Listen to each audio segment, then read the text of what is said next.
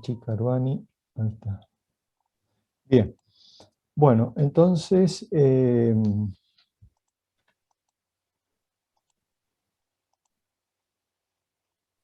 sé si están viendo mi pantalla. No, no se ve, Miguel. No se ve, ok. No la compartí adecuadamente.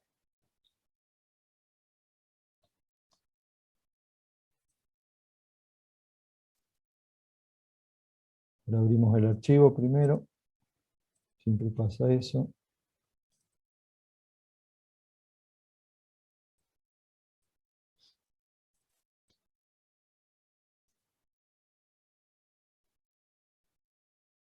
Te voy a, también te voy a, no te pasé el confitrión, así que no te voy a pasar el...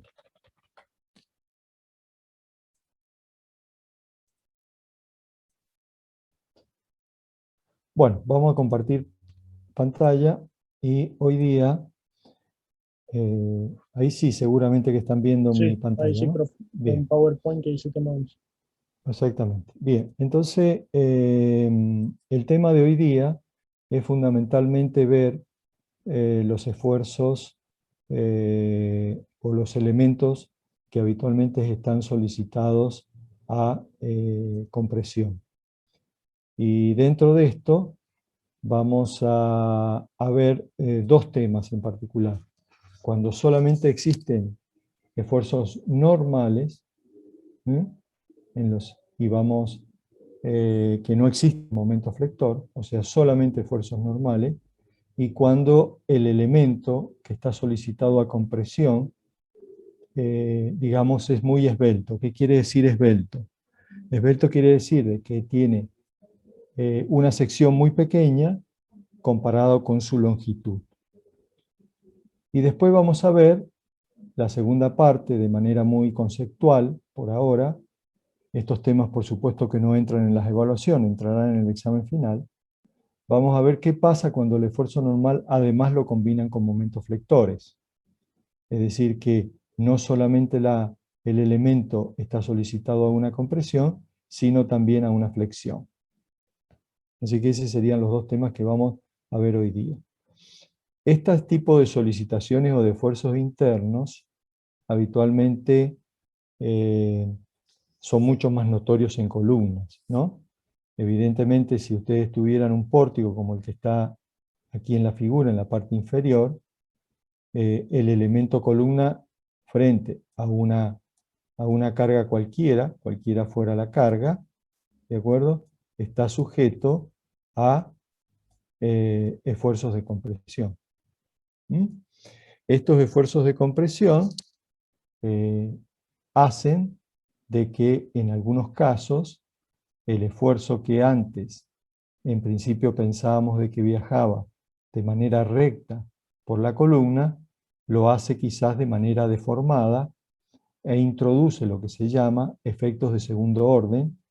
Y aquí ven algunas fotografías que fundamentalmente los esfuerzos de compresión son mucho más importantes en columna, como eh, estas columnas, en este caso de hormigón armado, han fallado ya sea por distintos motivos.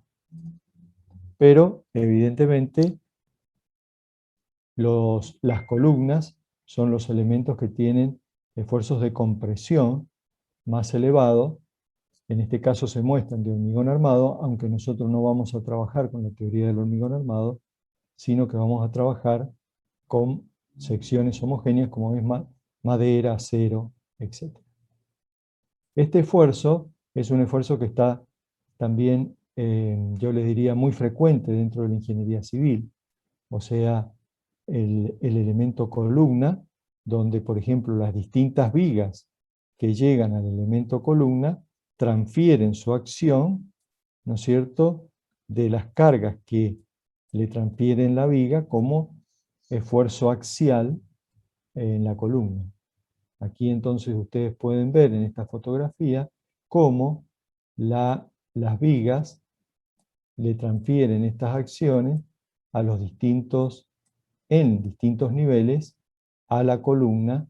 Por lo tanto, el esfuerzo axial se va incrementando en este caso en altura. Las columnas, entonces, como ustedes ya hemos visto en el caso de vigas, pueden estar conformadas por secciones de acero tipo T, tipo U, tipo doble T, o secciones tipo cajón, ¿no? Que pueden ser conformadas con dos perfiles normales C, entonces formamos una sección, yo les diría cajón, o bien pueden ser ya, estas secciones vienen directamente de fábrica y reciben el nombre de caños estructurales. Entonces, en las plantas, generalmente industriales que ustedes van a frecuentar después como profesionales, hay un montón de estos elementos en los cuales ustedes ya saben calcular o dimensionar un elemento viga y saben determinar los esfuerzos internos de un elemento columna. ¿Mm? Tendríamos que ver ahora qué pasa cuando el elemento es esbelto, como el que vamos a ver aquí, o cuando además está sujeto a otro tipo de esfuerzos como momentos flectores. Esto también se da en secciones homogéneas como puede ser madera, ¿no? Es decir, las secciones pueden ser compuestas, como la que muestra esta fotografía, donde prácticamente la columna está formada por dos secciones de madera, o pueden estar formadas por una única sección de madera, como las que muestran el resto de la fotografía. También estos elementos columnas pueden ser de hormigón armado, pero esta tipología no la vemos en esta materia, atento a que es una parte del conocimiento que se ve en ingeniería civil. Ustedes, más que todo, tienen que entender la problemática de columna, si bien no van a ser estructuralistas, y por lo tanto solamente conocer de que existen columnas de hormigón armado, como las que ven aquí en la figura, en la cual hay hormigón y hay acero. La teoría para resolver esta es distinta a la que utilizamos en la cátedra, que usamos para materiales homogéneos, por lo tanto no entra dentro de la especialidad de ingeniería industrial o ingeniería en mecatrónica, pero sí entran en materiales homogéneos, como puede ser madera o acero. Entonces, retomando el apunte que ustedes tienen de la materia, evidentemente cuando esta columna está sujeta a una carga axial, como la que pueden ver aquí en la parte derecha, la columna toma una deformada, como la que está indicada aquí en la figura, y aparece lo que se le llama deflexión lateral, que en el caso de viga le llamamos flecha. ¿Se acuerdan que nosotros calculábamos las flechas de acuerdo a una serie de tablas y lo habíamos hecho con procedimientos simplificados? En el caso de columna, la flecha se le llama deflexión lateral. Entonces, este fenómeno fue estudiado por Euler hace fundamentalmente algunos años y partió de la ecuación diferencial de la línea elástica, que esto fundamentalmente se ve para el cálculo de las deformaciones. Entonces, en la ecuación diferencial de la línea elástica, en definitiva, trabajando con esta ecuación, no vamos a entrar ahora en detalle, después eso para el examen final, si les toca este tema, está totalmente desarrollado en el apunte, se puede llegar a que la carga que es capaz de soportar esa columna, que es llamada carga crítica, está en función del material, módulo elástico, del momento de inercia mínimo y de la longitud del elemento. Bueno, por supuesto aparece una constante que aquí es pi cuadrado. Esta ecuación surge de hacer la integral primera, integral segunda de esta ecuación, de tal manera de despejar y llegar al valor de i, de una expresión de i, para poder reemplazar en las ecuaciones. Así que bueno, se llega a esta ecuación, que es conocida como carga crítica de Euler.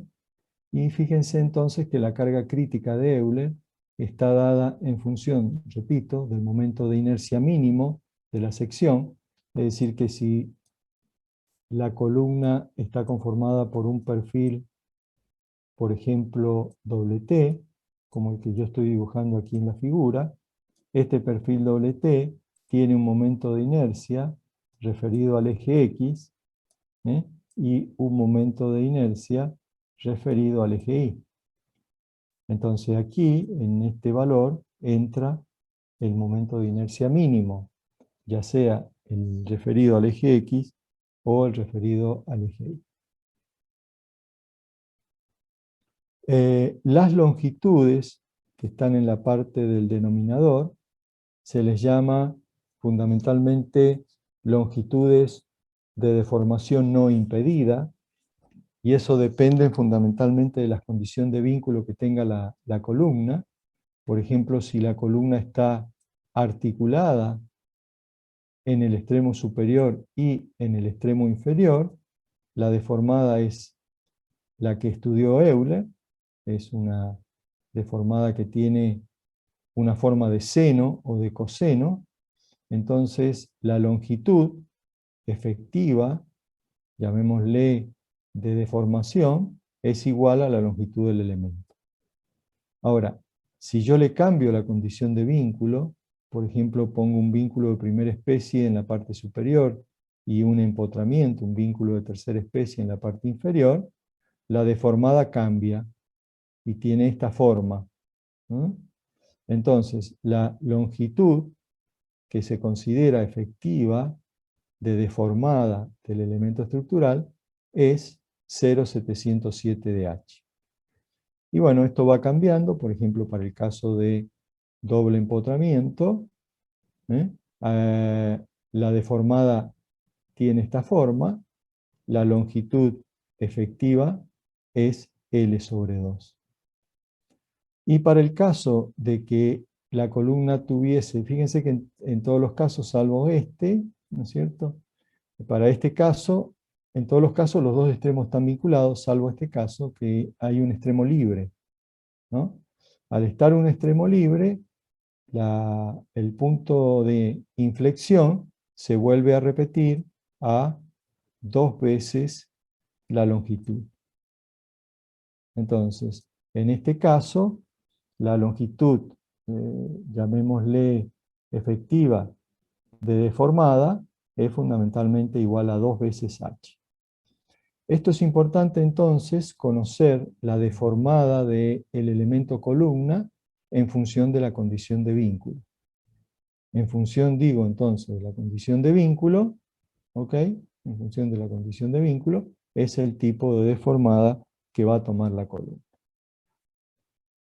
Trabajando con esta expresión, ustedes pueden despejar el momento de inercia mínimo, y pueden decir de que el momento de inercia mínimo que debería tener la columna sería una ecuación de este tipo, por supuesto afectada con un coeficiente de seguridad que generalmente varía en función del tipo de material. Si los materiales son frágiles, esos coeficientes de seguridad son altos.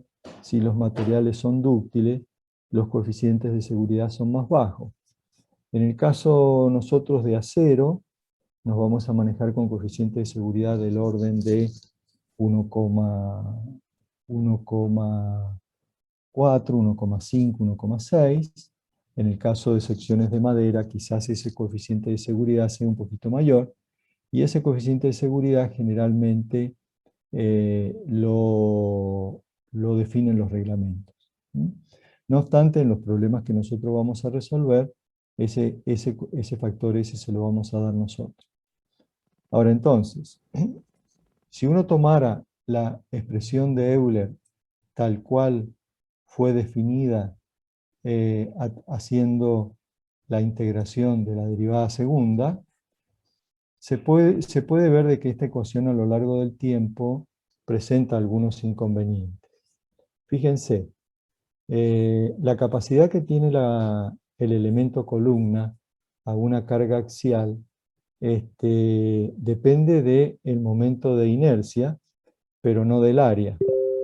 Entonces allí puede que haya algún problema, es decir, puede darse el caso en el cual el momento de inercia sea suficiente para controlar la deformada, pero que el área no sea suficiente, y entonces la pieza puede fallar por aplastamiento, no por deformación lateral. ¿Mm? Por otro lado, si la esbeltez fuera, si este valor de L fuera muy pequeño, ¿está bien? La falla no se produce por una deflexión lateral como nos muestran estos gráficos. Se puede producir porque el material falla por aplastamiento, es decir, por compresión. ¿Mm? Por ejemplo, una columna de hormigón simple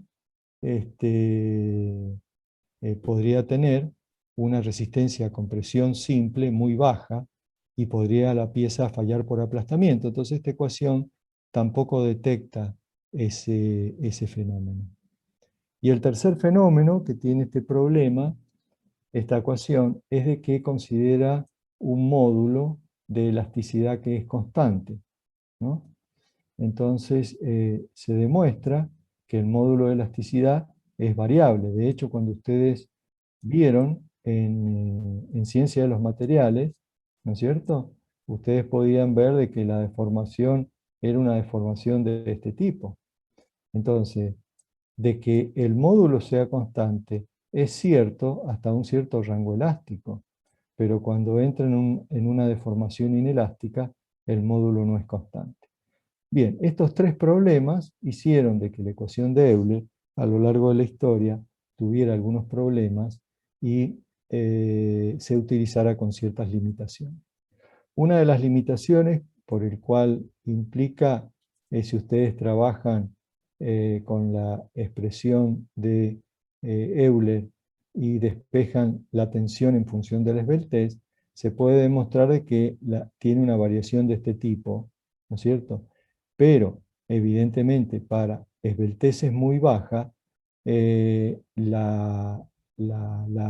elemento, la tensión, agota su capacidad y se puede demostrar de que tiene una variación de este tipo y no es creciente como estaría indicando la teoría de Euler de manera creciente y asintótica al eje sigma. Entonces, es necesario trabajar con un valor de esbeltez límite, ¿no es cierto? Por ejemplo, aquí se han reemplazado algunos valores de esbelteces, en el cual se demuestra que, por ejemplo, para aceros, en este caso con una tensión de rotura de este valor y adoptando un coeficiente de seguridad de cierto valor, por ejemplo 1,5, 1,6, que son los coeficientes para el acero, me daría una tensión de fluencia de este orden. Y para un módulo elástico de aproximadamente este valor, 2.100.000 kilos por centímetro cuadrado, se puede llegar a que un valor de esbeltez límite del orden de 100. Por supuesto que este esbeltez límite cambia si yo cambio el tipo de acero, ¿ok? Es decir, cambia la tensión de fluencia en el acero. Entonces se puede demostrar de que para valores mayores de 100, la estructura está en campo elástico, pero para valores menores de 100, la estructura digamos, se mueve en campo inelástico y no tiene una variación como la que fue predicha por Euler hace bastantes años a través de esta ecuación. Bueno, aquí tienen algunos valores característicos, ustedes después lo pueden encontrar en el apunte, de cuánto es los valores de tensión crítica para esbelteces de 100. Entonces, si uno utiliza un acero 3100, por ejemplo, estoy hablando en kilos sobre centímetro cuadrado, sería 31 kilonewton sobre centímetro cuadrado, la tensión crítica a partir del cual el acero no tiene un comportamiento como el predicho por Euler, es alrededor de 20 kilonewton sobre centímetro cuadrado. ¿Mm? Es decir, que estaríamos que los valores que predice la teoría clásica es cierta, para esbelteces mayores a los valores del lambda límite. Estos valores del lambda límite precisamente son sacados de la ecuación de Euler, en el cual es el módulo elástico y sigma A es la tensión de fluencia. Bueno, ahí tienen algunos otros parámetros sacados. Nosotros vamos a trabajar fundamentalmente con valores de tensión admisible. Entonces fíjense que para una 0 F24, que quiere decir de que su tensión de fluencia es 24 kN sobre centímetro cuadrado, y un coeficiente de 1.6, estaría dando una tensión admisible de 14 kN sobre centímetros cuadrados. Los coeficientes de seguridad que marca la norma están comprendidos, o el reglamento, entre 1,5 a 1.6. Más o menos. Esos son los coeficientes de seguridad que recomienda el reglamento de aplicación tomar. Y siempre se toma como tensión característica la tensión de fluencia, que es la tensión que es más simple de determinar en un ensayo de tracción. Entonces, este problema lo vamos a resolver a través de dos métodos. El primer método es conocido como método omega, en el cual el método omega se define, no el método, sino el coeficiente omega, se define como la relación entre la tensión admisible del material y la tensión admisible de pandeo del material. Perdón, quizás no hice referencia, pero estas deformadas, cuando la deformada es lateral, no se le puede llamar de dos maneras. De flexión lateral, ¿sí? No se le llama flecha, a la flecha se le llama las vigas.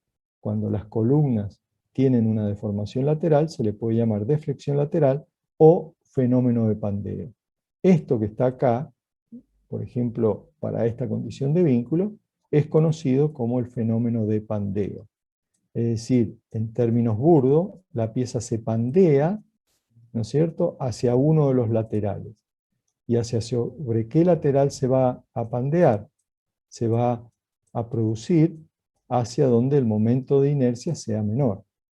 Es decir, que si yo tuviese una columna, por ejemplo, conformada por un perfil doble T, la columna se va a deformar lateralmente o se va a producir el fenómeno de flexión lateral alrededor del eje respecto al cual el momento de inercia es mínimo. Es decir, sabemos que para un perfil, por ejemplo, doble T, el momento de inercia respecto al eje X es máximo y respecto al eje Y es mínimo. Por lo tanto, va a rotar alrededor del eje Y. Entonces, el método de omega se dice que es la tensión admisible de pandeo. La tensión admisible de pandeo.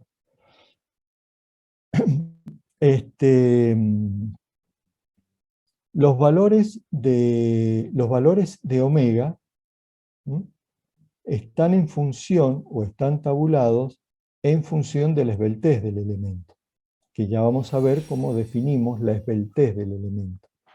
La esbeltez es cuando una persona es esbelta, cuando es alto y flaco. Más o menos ese sería el criterio igualmente para un perfil. Es decir, un perfil o una columna es esbelta cuando la columna es muy alta y su sección es muy pequeña. Entonces, en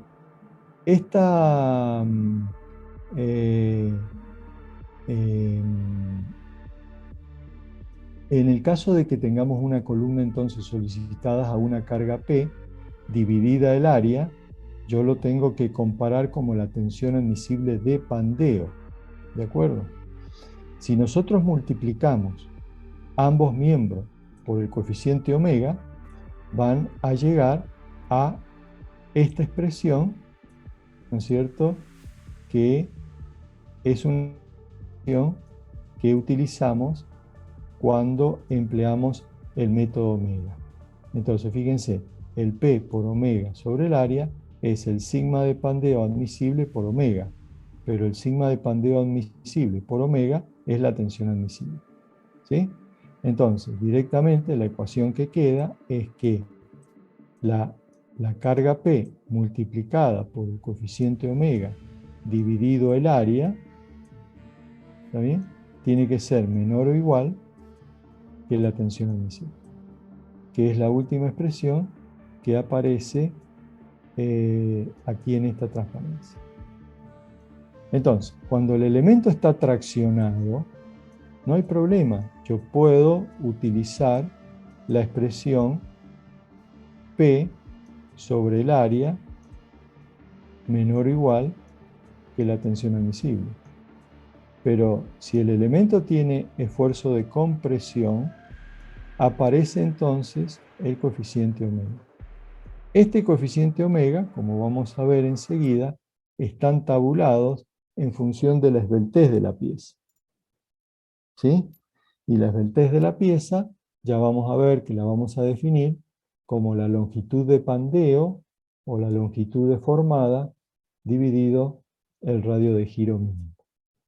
Este es un método conocido como método omega y si bien da resultados satisfactorios, la desventaja que tiene es que es un método iterativo, porque ustedes aquí, en esta ecuación, para poder utilizarla, tienen dos incógnitas. Primero, si ustedes conocen la tensión de fluencia y el coeficiente de seguridad, conocen la tensión admisible. Entonces, las incógnitas son omega y el área. Entonces, es un proceso iterativo. Ustedes tienen que elegir una sección, calcular su esbeltez y verificar. Si no les verifica, tienen que volver a cambiar la sección. O sea que es un proceso iterativo. Por supuesto, la tensión admisible es mayor que la tensión admisible de pandeo. Por lo tanto, van a ver que los coeficientes omega son mayores de 1. Enseguida les muestro algunas tablas, que de hecho la tienen también en los apuntes de la materia.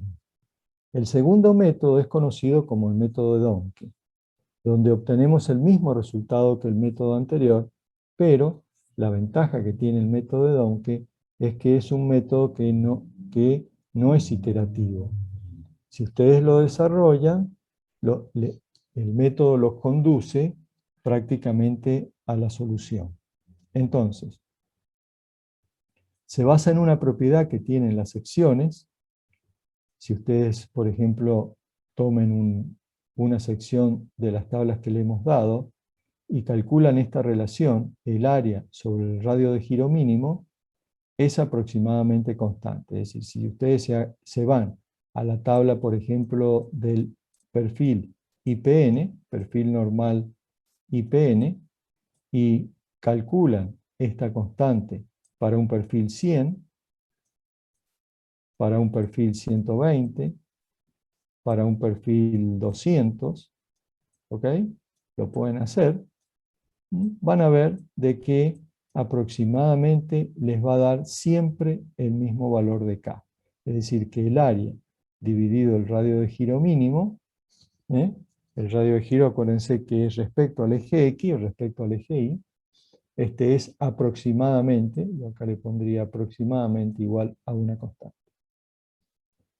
Si definimos el área A0 sin pandeo, o sea que utilizo la tensión admisible común, y si definimos el área A con pandeo, es decir, que utilizo la tensión admisible de pandeo, ¿no es cierto? Lo voy a sacar acá un ratito. Entonces, esta expresión del área A la multiplicamos y la dividimos por la tensión admisible, llegamos a esta expresión, que eso lo tienen ustedes en el apunte. Es decir, que el área es el área sin pandeo multiplicada por el coeficiente omega. Trabajando con los radios de giro y con los valores de área, se puede llegar a un valor de esbeltez lambda 0, que es igual a la esbeltez lambda multiplicado por la raíz cuadrada de omega. El lambda se lo define como la longitud de pandeo dividido el radio de giro mínimo. Y estas longitudes de pandeo, ¿cuáles son? Volviendo a los casos de Euler, son precisamente las que indican este caso. Por ejemplo, la longitud de pandeo de una columna con un empotramiento y un vínculo de primera especie en la parte superior, su longitud de pandeo es 0,707 de la longitud total del elemento. Para un elemento columna que está doblemente empotrado, la longitud de pandeo es la longitud de la barra dividido 2. Y para un elemento que está libre en la cabeza y empotrado en la base, la longitud de pandeo es 2 veces la longitud del elemento. El caso que estudió Euler fue el caso articulado-articulado, donde la longitud de pandeo es igual a la longitud del elemento. La longitud de pandeo, L sub P o L sub D, como ha sido llamado aquí en la figura, se la mide como la longitud entre dos puntos de inflexión, es decir, donde cambia la curvatura. Se entendería entonces que aquí, en este punto, estaría cambiando de una curvatura positiva a una curvatura negativa. Pero bueno, los casos ya están definidos, de acuerdo sea la condición de vínculo que ustedes tengan. Entonces, vamos a usar estas tablas, que ustedes la tienen como recopilación de tablas. Por ejemplo, en el método omega, fíjense aquí, el omega es función, de la esbeltez. La esbeltez, repito, la calculo como la longitud de pandeo dividido el I mínimo. Entonces, ¿cómo uso esta tabla? Bueno, aquí tengo la esbeltez, ya lo vamos a ver en los ejercicios.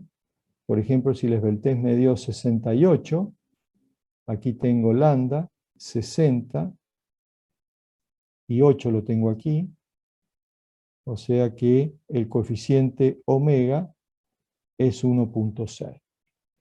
Es decir, entonces tienen tablas, repito, para cálculo del coeficiente omega que vamos a colocar, por ejemplo, en esta ecuación.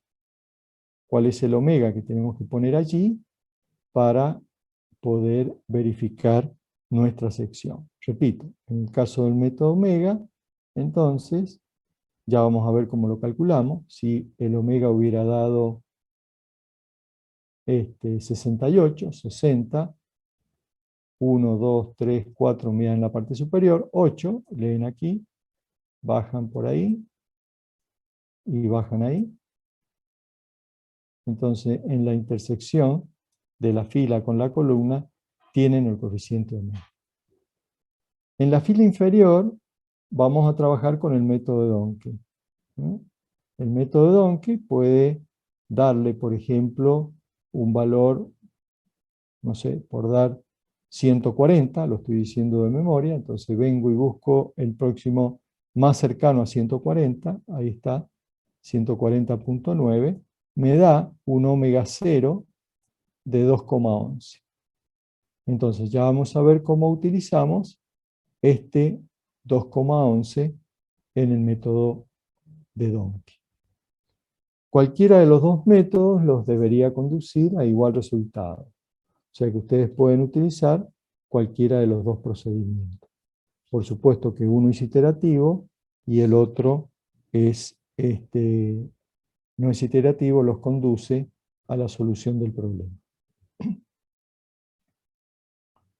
Ahora, una columna, lamentablemente, no siempre tiene solo esfuerzos normales, sino también tiene momentos flectores y esfuerzos axiales. Por ejemplo, aquí, en este dibujito, si yo tomara esta columna, ¿sí?, puedo ver de que el esfuerzo axial o el esfuerzo normal, es un esfuerzo, este fenómeno se da solamente para compresión, ¿no? No se da para tracción. Tiene un esfuerzo de compresión, pero también tiene un diagrama de momento. ¿No? Entonces puede darse el caso de que la columna no solamente tenga esfuerzo normal, sino también tenga momento. Bueno, en ese caso vamos a aplicar el principio de superposición de efectos. ¿Cuál era, si la columna tiene esfuerzo normal? Bueno, yo diré que la tensión es igual al normal por el valor omega dividido el área. Quiero aclarar de que esto también es el método estático, ¿no? Y si ustedes tenían una sección sujeta a momento, la tensión, ¿cómo la calculaban? Bueno, el momento dividido el momento de inercia referido al eje neutro multiplicado por la distancia i.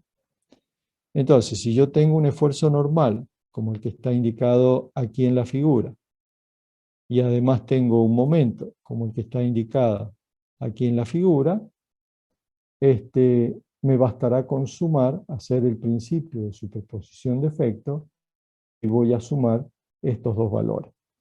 Bueno, eso es lo que está deducido en los apuntes. Yo no me voy a detener allí, porque esto después, en todo caso, ustedes lo maduran un poco mejor para el examen final, pero la idea entonces es llegar a este principio de superposición. Entonces, el primer término me da fundamentalmente las tensiones debidas a un esfuerzo normal, y el segundo término me da las tensiones debidas a un momento. Ahora, si el elemento es, esto es para el caso de que el elemento no fuera esbelto. Si el elemento es esbelto, aquí me va a aparecer multiplicado por el coeficiente omega. ¿Mm? Multiplicado por el coeficiente omega. N por omega dividido el área. Eso lo vamos a ver ahora en los ejercicios después que terminemos esto. Pero esto se entiende fácilmente, ¿no es cierto? Es como tener dos solicitaciones en el elemento columna. Un elemento es momento, que ya sabemos cómo sacar las tensiones cuando tengo momento, y habrá que sumarle las tensiones debidas al esfuerzo normal de compresión. Bueno, lo tienen deducido en la teoría de una manera más yo diría, racional, pero yo se los he mostrado desde un punto de vista mucho más práctico, haciendo superposición de efectos. Se puede demostrar de que si ustedes toman esta ecuación y la igualan a 0, pueden despejar el valor de i y encontrar la ecuación del eje neutro.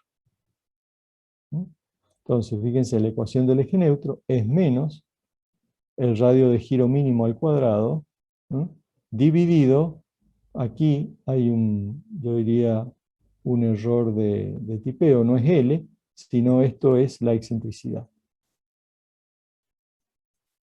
La excentricidad. Esta excentricidad viene de aquí, o sea que yo estoy aplicando la carga con una cierta excentricidad. Esa excentricidad viene de allí, ¿no? Es como si tuviera entonces yo la carga aplicada en el baricentro de la sección y el momento, que es igual a P por E. Bueno, también lo podemos ver después en los ejercicios. Bueno, hay una propiedad, esto no lo voy a explicar ahora, que se llama núcleo central de inercia, que es las posibles posiciones del centro de presión. Es decir, el centro de presión es donde está aplicada la carga axial con un cierto valor de excentricidad. A ese le llamamos centro de presión. Entonces, se puede mostrar de que hay un núcleo, que está acá indicado, tiene la forma de rombo, y que está sombreado, y que depende de donde caiga o donde esté aplicado la carga va a ser la posición del eje neutro. Por ejemplo, si el centro de presión coincide con el borde del núcleo sombreado, a este núcleo se le llama núcleo central de inercia, el diagrama de tensiones que uno va a esperar es un diagrama de tensiones triangular, de un solo signo. Si el esfuerzo es de compresión, las tensiones son de compresión. Si el esfuerzo N es de tracción, el esfuerzo será de tracción. Si el centro de presión cae dentro de ese núcleo central, bueno, el diagrama de tensiones es un diagrama de tensiones, que tiene forma de trapecio. ¿Mm? Y el eje neutro, perdón, en el primer caso el eje neutro coincide con uno de los bordes de la sección, en el segundo caso el eje neutro está fuera de la sección, y el tercer caso, cuando el centro de presión está fuera de ese núcleo, el núcleo, perdón, el eje neutro corta la sección y el diagrama de tensión es un diagrama doble triangular. Es un diagrama doble triangular. Porque claro, ¿por qué yo puedo tener doble triangular? Porque aquí, cuando ustedes aplican N, la tensión, si el esfuerzo N es de compresión, lo pueden poner como N, menos N por omega dividido el área, pero el momento tiene doble signo, más, menos. El momento dividido el momento de inercia por la distancia I. ¿Por qué? Porque este diagrama era un diagrama que ustedes ya lo conocen, tiene esta forma. Es positivo y es negativo. Y este diagrama es un diagrama constante. Por ejemplo, de compresión. Si ustedes suman negativo más positivo, bueno, dependiendo de la magnitud de los esfuerzos, voy a suponer de que el mayor es positivo, y si suman negativo en la fibra inferior y negativo, le da un negativo más grande. Entonces fíjense que el diagrama de tensión es un diagrama de tensión doble triangular, pero no simétrico. Por ejemplo, como el que estamos mostrando aquí en esta figura. Bueno, eso lo vamos a ver en los ejercicios. Y ustedes aquí en los apuntes tienen cómo calcular las dimensiones del núcleo central de inercia. Aplicando la ecuación para la tensión igual 0, reemplazando, bueno, van a poder demostrar de que estos valores que están aquí valen, por ejemplo, esta distancia E y 1, o E vale D sobre 6. Ahí tenemos. Es decir, que la longitud del núcleo vale D sobre 3. Y el ancho del núcleo vale, en este caso si le llamo B, B sobre 3. En los dos sentidos. Bueno, pero eso es relativo porque nosotros vamos a ver dónde cae. Más que todo nosotros vamos a utilizar, a ver, ¿qué les diría? Esta ecuación para la determinación del estado de tensión en la pieza. Lo que sí yo tengo que saber si el esfuerzo normal es de tracción o es de compresión. Si es de tracción, bueno, por supuesto no lleva el omega, porque este fenómeno de la deflexión lateral se produce solamente cuando el esfuerzo es exclusivamente de compresión. La deflexión lateral o el pandeo no se produce cuando el esfuerzo es de tracción, porque, digamos, el esfuerzo se alinea con el eje longitudinal de la pieza. Bien, dicho esto entonces, podríamos pasar a ver algunos ejercicios de la guía, para que resolvamos algunos de ellos y después el grupo de trabajo resuelve el resto. ¿Sí? ¿Les parece o quieren hacer alguna pregunta previamente?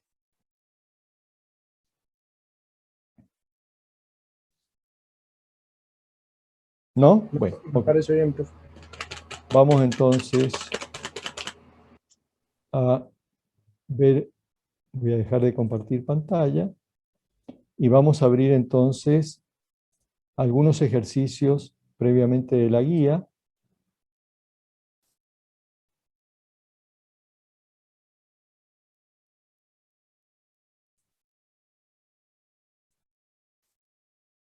Entonces voy a compartir algunos ejercicios resueltos. Este archivo, junto con el archivo que va a dar el ingeniero Gioacchini después del pequeño descanso que nos tomemos, están cargados ya en material de apoyo de la cátedra.